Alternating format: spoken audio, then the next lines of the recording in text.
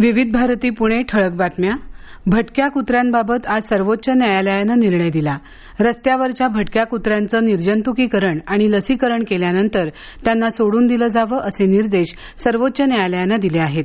मात्र रेबीजची लागण झालेल्या किंवा आक्रमक वर्तन दाखवणाऱ्या कुत्र्यांना खुलं न सोडता त्यांना श्वान आसरा केंद्रात ठेवण्यात यावं असं देखील या आदेशात म्हटलं आहे.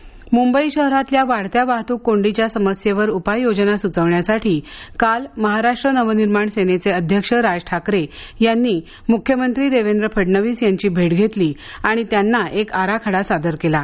मुख्यमंत्र्यांनी त्याला सकारात्मक प्रतिसाद दिला असल्याचं राज ठाकरे यांनी समाजमाध्यमांवरील संदेशात म्हटलं आहे. पावसामुळे शहरी तसंच ग्रामीण भागातील रस्त्यांची दुर्दशा झाली आहे. या रस्त्यांची डागडुजी आणि दुरुस्तीची कामं 25 ऑगस्टपर्यंत पूर्ण करावीत असे निर्देश सिंधुदुर्ग जिल्ह्याचे पालकमंत्री नितेश राणे यांनी दिले आहेत. गणेशोत्सवाच्या अनुषंगानं घेण्यात आलेल्या आढावा बैठकीत ते बोलत होते. पावसाळ्याच्या दिवसात साथीच्या रोगांवर नियंत्रण मिळवण्यासाठी आरोग्य यंत्रणांनी सतर्क राहण्याचे निर्देशही राणे यांनी यावेळी दिले.